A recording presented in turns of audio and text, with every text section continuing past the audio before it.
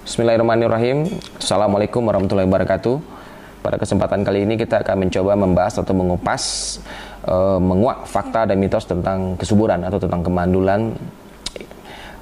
Karena kenapa ini kita bicarakan? Karena banyak sekali informasi di luar, informasi berada di tengah masyarakat maupun di internet, yang informasi tersebut itu membingungkan, bahkan tidak jarang juga menyesatkan bagi pasangan usia subur yang sedang berjuang untuk memperoleh kehamilan atau keturunan. Maka ini perlu kita bikin video ini untuk mengklarifikasi beberapa mitos ini agar masyarakat bisa memahami dengan benar apa itu kemandulan, apa itu infertilitas, sehingga mereka tidak membuang waktu lagi untuk melakukan tindakan-tindakan atau pengobatan-pengobatan yang irasional atau tidak masuk akal, pengobatan-pengobatan yang tidak berbasis akademis, sehingga membuang waktu mereka, membuang energi mereka, dan membuang biaya yang tidak sedikit. Yang pertama adalah mitos yang beredar di kalangan masyarakat yang saya coba kumpulkan dari hasil searching maupun dari hasil wawancara dengan beberapa pasien di tempat praktek. Yang beredar di tengah masyarakat itu yang pertama adalah mitosnya adalah hamil itu gampang, udah hamil itu gampang lah gitu. Nanti juga bakal hamil. Ini salah. Kenapa dikatakan salah? Syaratnya hamil tersebut adalah harus ada sperma yang bagus, ya aktif, yang gerakannya cepat, yang bisa berenang dari vagina melewati mulut rahim, melewati rahim sampai mencapai dengan saluran tuba. Syarat pertamanya harus ada sperma yang aktif. Yang kedua adalah siklus haidnya harus mampu memproduksi satu sel telur matang. Ingat, sekali lagi dikatakan tidak semua siklus haid wanita tersebut memproduksi sel telur, tidak semua. Kita boleh berasumsi atau kita beranggapan bahwa siklus haid wanita ini memproduksi sel telur matang kalau siklus haidnya teratur. Boleh, tapi itu hanya 90%. Artinya 90% wanita dengan siklus haid teratur, boleh kita anggap mereka siklusnya memproduksi sel telur matang. Siklus haid teratur tersebut adalah, dikatakan teratur adalah, maka majunya siklus haid tidak boleh lebih dari 5 hari. Dan mundurnya siklus haidnya tidak boleh juga lebih dari 5 hari atau 7 hari. Kalau majunya lebih dari 5 hari atau mundurnya lebih dari 5 hari juga, maka itu kita katakan siklus haidnya tidak teratur. Dan 90% juga siklus wanita yang haidnya tidak teratur, jadi siklus haidnya tidak teratur, itu hampir bisa kita pastikan, artinya lebih dari 95%-nya tidak memproduksi sel telur matang. Bayangkan kalau seandainya siklus haid wanita tersebut tidak teratur, berarti dia tidak memproduksi sel telur matang. Kalau tidak memproduksi sel telur matang, apa yang mesti dibuahi? Tidak ada yang bisa dibuahi. Kalau tidak ada sel telur yang bisa dibuahi, tentu tidak akan terjadi kehamilan. Nah, itu yang pertama.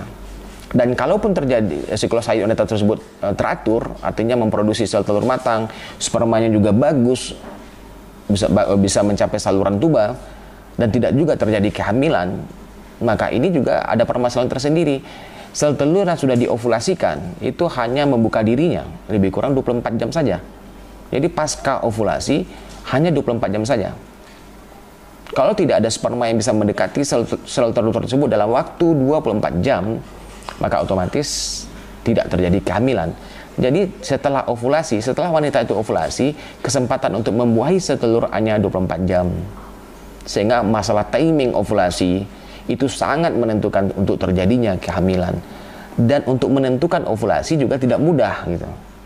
Bahkan seorang wanita itu tanpa bantuan dokter sulit baginya untuk menentukan kapan persisnya wanita tersebut ovulasi.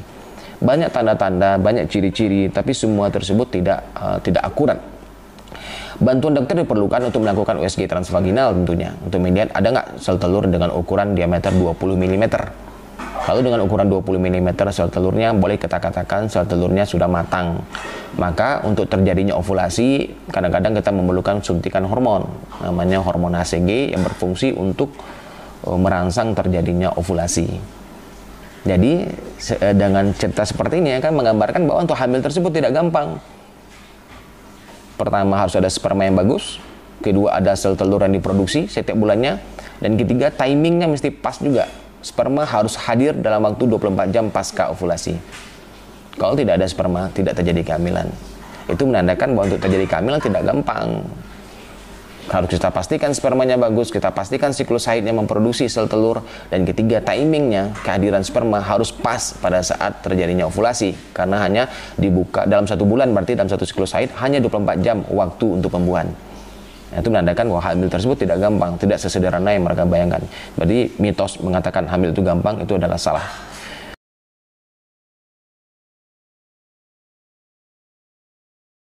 Mitos yang kedua adalah hamil itu adalah masalah perempuan. Ini juga salah. Hamil masalah perempuan itu adalah salah. Karena berdasarkan penelitian kita, bahwa tidak terjadinya kehamilan itu lebih kurang 55%, 50-60% disebabkan oleh faktor perempuan atau female faktor. Tapi lebih kurang 40-50%-nya itu disebabkan oleh masalah pria.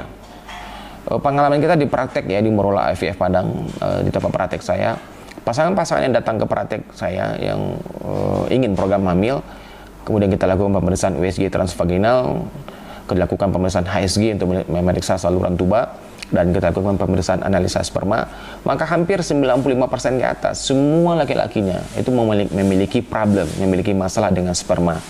Ada yang kurang dari segi jumlahnya, disebut dengan oligospermia, ada yang kurang dari segi gerakan aktifnya atau motilitasnya, ada juga yang kurang dari segi bentuk spermanya yang hanya 2% saja atau 1% saja bentuknya normal, di mana 98%-nya bentuk spermanya tidak normal.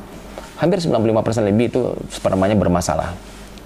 Paling hanya 1-2 yang kita dapatkan spermanya yang normozoospermia atau normal. Lebih 95% ke atas bermasalah dengan sperma. Itu menunjukkan bahwa untuk terjadinya kehamilan bukan hanya masalah perempuan, tapi juga masalah laki-laki. Jadi kalau mitos mengatakan hamil itu masalah perempuan, itu mitos itu salah. Mitos yang ketiga adalah hamil itu hanyalah masalah psikologis, masalah stres, masalah terlalu sibuk, kurang istirahat, sehingga tidak terjadi kehamilan. Ini juga salah.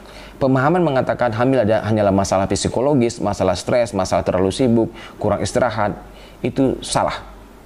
Salah sekali. Tidak sesederhana itu gitu.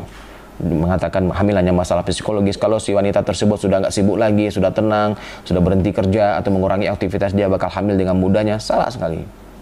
Karena ovulasi tidak bergantung kepada tingkat stres atau tingkat kesibukan. Ya, walaupun psikologis yang baik dalam keadaan tenang, rileks itu membantu menjaga kesehatan secara umum tentunya. Tapi untuk terjadi kehamilan tidak bergantung kepada masalah stres. Selagi ada ovulasi, selagi ada sperma yang bagus, saluran tuba yang lancar, dan bertemu sperma dengan sel telur, walaupun laki-lakinya dalam keadaan stres atau perempuannya dalam keadaan terlalu sibuk, kurang istirahat, maka akan terjadi kehamilan. Ya, jadi jangan menyederhanakan permasalahan gitu. Hanya karena dibilang terlalu sibuk, maka dikatakan tidak terjadi kehamilan. Sehingga nanti ada beberapa pasien saya malah berhenti bekerja. Saya sangat menyayangkan juga itu. Mereka sampai berhenti bekerja, suami istri, dan kemudian fokus untuk program hamil. Ya, ini sebetulnya tidak terlalu berlebihan dan tidak harus dilakukan seperti ini. Ini salah ya. Tidak harus kita berhenti bekerja untuk terjadinya kehamilan, karena hamil tidak bergantung kepada pekerjaan juga. Kalau bekerja sibuk pun, tapi kalau kita bisa mengatur terjadinya ovulasi, bisa mengatur masuknya sperma pada saat ovulasi, maka akan terjadi kehamilan. Walaupun kita berhenti bekerja, suami istri fokus terhadap kehamilan, tapi kalau tidak mendapatkan program hamil yang tepat, maka juga akan sulit terjadi kehamilan. Ya, itu juga adalah suatu mitos yang harus diklarifikasi. Mitos yang keempat adalah, ya udah kalau mau program hamil tunggu aja usia 40 tahun baru nanti kita program hamil. Ini juga salah. Ya, ingat, wanita itu memiliki cadangan telur. Cadangan telur wanita tersebut itu maksimal ketika dia masih dalam kandungan ibunya, itu pada kehamilan trimester kedua. Memiliki 5-6 juta folikel sel telur. Begitu lahir wanita tersebut, maka dia akan mengalami penurunan jumlah cadangan sel telur menjadi 1-2 juta, yang tadinya dalam kandungan 5-6 juta. Kemudian dia pubertas, wanita tersebut menstruasi pertama kali, yang tadinya cadangannya 1-2 juta menjadi 500-600 ribu folikel saja. Jadi seiring dengan bertambahnya usia dari sejak dilahirkan dari bayi sampai dengan bertambahnya usia, maka sel telur tersebut akan terus menurun tanpa bisa dihambat.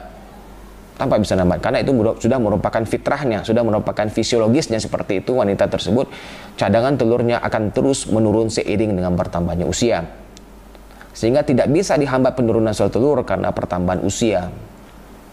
Oleh karena itu jangan menunggu usia 40 tahun gitu untuk baru program hamil. Itu mitos yang sangat salah.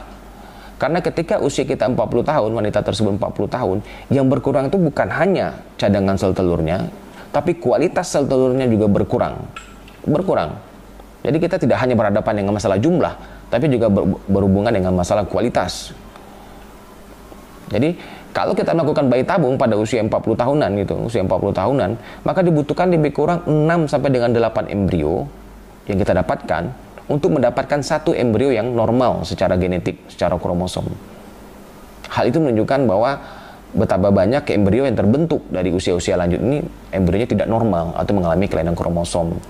Sehingga sering kita program hamil usia-usia 40 tahun, berhasil hamil, tapi kemudian kita amati, kita pantau kehamilannya, ternyata janinnya tidak tumbuh atau terjadi yang dinamakan black teeth ovum. Itu disebabkan karena kelainan kromosom. Jadi jangan menunggu usia 40 tahun. Justru semakin bertambah usia, maka itu chance-nya atau kesempatannya untuk berhasil melakukan program hamil semakin menurun. Disebabkan karena penurunan cadangan sel telur dan penurunan kualitas sel telur. Jadi semakin dini melakukan program hamil, semakin muda usianya, maka peluangnya makin besar. Ya, itu mitosnya salah. Mitos yang kelima adalah, kan menikahnya baru 1 tahun gitu, lebih baik tunggu aja lah 5 tahun lagi. Nah, itu juga salah gitu.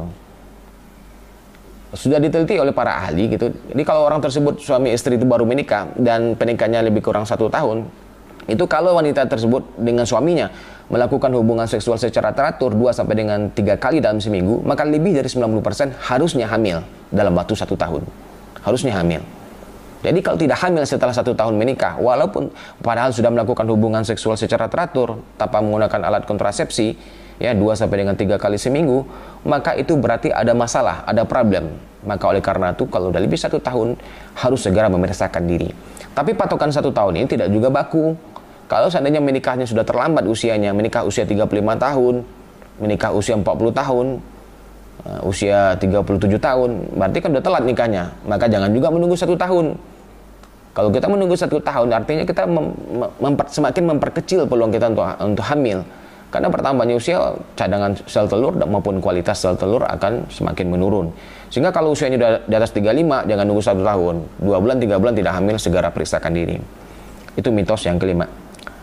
Mitos yang keenam adalah hamil tidak berkaitan dengan berat badan. Memang ini juga pemahaman yang juga salah. Jelas berat badan berpengaruh tidak baik terhadap produksi sel telur. Kebanyakan wanita mengalami gangguan siklus haid karena faktor obesitas atau overweight. Oleh karena itu kalau ada obesitas atau overweight, maka harus segera diturunkan ke normal weight atau minimal 5 sampai dengan 10% berat badannya diturunkan sebelum melakukan program hamil. Mitos yang ketujuh adalah mengatakan mengadopsi anak atau memelihara anak orang lain ini bagus sekali untuk memancing agar kita bisa hamil. Ini juga salah. Itu sama sekali tidak ada kaitannya kita mengadopsi anak atau memelihara anak tetangga, memelihara anak saudara. Itu bisa memancing kita untuk hamil. Ya, itu salah, mitos yang sangat salah. Ya. Mitos yang ke-8 adalah hamil karena belum dikasih kepercayaan oleh Allah. Iya benar, hamilan itu mutlak hak prerogatifnya Allah, karena Allah yang memberikan kehamilan pada seorang wanita. Tetapi Allah juga memberikan pemikiran kepada kita, memberikan akal sehat kepada kita untuk berikhtiar kepada orang yang berkompeten gitu. Jadi hentikanlah berobat seperti berobat ke dukun, berobat ke paranormal, berobat macam-macam ya yang dilakukan oleh ibu-ibu tersebut untuk mendapatkan kehamilan. Karena Rasulullah pun mengajarkan kalau berobat itu berobatlah kepada ahlinya. Bahkan zaman Rasul dulu ada sahabat yang sakit itu ingin minta obat ke Rasul, kemudian Rasul menganjurkan sahabat tersebut untuk berobat ke tabib ya atau orang yang ahli di bidang ilmu pengobatan. Maka berobatlah ke tempat yang benar-benar ahli menangani infertilitas. Maka berobat atau program hamil itu bagian dari ikhtiar, dan ikhtiar itu diwajibkan dalam ajaran agama Islam ya. Wajibkan ya. Jadi jangan berserah diri saja atau hanya menyerahkan saja pada Allah. Oh, tunggu sajalah nanti bakal hamil sendiri. Tidak, kita diwajibkan untuk berikhtiar karena tidak akan dirubah nasib suatu kaum kalau kaum tersebut tidak berusaha gitu. Ya, itu juga salah pemahamannya. Mitos yang ke-9 adalah jika sudah punya anak berarti subur. Ini juga salah. Oh, suami saya dulu udah punya anak satu dengan istri yang lain, atau sebaliknya istri saya sudah punya anak dengan suami yang lain sebelumnya, berarti istri saya subur atau suami saya subur. Tapi setelah kami menikah tidak dapat anak, itu salah. Kesuburan itu bisa berubah. Mungkin 1 tahun yang lalu subur, belum tentu juga 1 tahun sekarang ini subur, karena berbagai macam proses atau kejadian terjadi dalam tubuh seorang wanita ataupun seorang pria tersebut bisa merubah kesuburannya. Jadi kalau dulu pernah punya anak itu bukan berarti keadaan sekarang subur. Tetap harus kita lakukan evaluasi, kita lakukan pemeriksaan untuk melihat keadaan sekarang ya, karena keadaan sekarang belum tentu sama dengan keadaan sebelumnya. Ya, jadi mentang-mentang sudah punya anak dengan pasangan yang lalu, udah beranggapan bahwa diri saya subur, itu juga salah. Kalau untuk laki-laki kita buktikan dengan pemeriksaan analisa sperma. Untuk wanita kita buktikan dengan pemeriksaan USG transvaginal dan pemeriksaan HSG untuk melihat saluran tuba. Ya, jadi tidak salah pemahaman tersebut. Kemudian mitos yang ke-10 adalah infertilitas ini masalah genetik. Ini juga salah juga ya. Oh dulu ibu saya punya anak 8, banyak anaknya. Begitu juga yang suami mengatakan, keluarga saya semuanya anaknya banyak-banyak. Berarti saya nggak mungkin salah. Yang si ibu juga bilang, istrinya bilang gini juga, ibu saya juga punya anaknya banyak, dan saudara-saudara perempuan saya juga anaknya banyak. Berarti ya saya harusnya subur ya. Nah, itu salah ya, salah. Jadi tidak masalah kesuburan, bukanlah merupakan penyakit turunan, bukan, tidak terkait dengan genetik. Keadaan seorang wanita tersebut belum tentu sama dengan keadaan ibunya. Maka dia harus memeriksakan diri juga. Karena ada 3 pemeriksaan dasar yang harus kita lakukan ya untuk melihat keadaan organ reproduksi wanita. Pemeriksaan standar atau pemeriksaan dasar yang harus kita lakukan itu yang pertama adalah USG transvaginal dilakukan pada haid hari kedua atau ketiga. Itu fungsinya dalam melihat bagaimana anatomi rahimnya, bagaimana anatomi indung telurnya, melihat apakah ada kelainan pada rahim atau pada indung telurnya, apakah ada miom, apakah ada kista, apakah ada polip. Kemudian hari ke-10 kita periksa saluran tuba dengan pemeriksaan HSG, apakah saluran tubanya lancar atau tidak. Maka 2 pemeriksaan itu sudah bisa kita mengambil kesimpulan keadaan dari organ reproduksi wanita tersebut. Untuk pria kita lakukan pemeriksaan analisa sperma. Nanti kita nilai bagaimana jumlah spermanya, bagaimana kualitasnya, bagaimana gerakannya dan bentuk spermanya. Baru bisa dikatakan, oh saya normal ini, oh saya ada gangguan ya. Harus melakukan pemeriksaan itu. Ya demikianlah beberapa fakta dan mitos yang harus kita klarifikasi terkait dengan masalah infertilitas ini. Mudah-mudahan ini bermanfaat dan menjadi sumber pengetahuan bagi Bapak Ibu sekalian. Nanti pada kesempatan berikutnya kita akan membahas tentang masalah bagaimana kita menentukan masa subur seorang wanita tersebut. Kapan sih bisa, bagaimana tip dan triks kita untuk menentukan masa subur seorang wanita pada video selanjutnya. Demikian video singkat ini, terima kasih banyak, semoga bermanfaat. Assalamualaikum warahmatullahi wabarakatuh.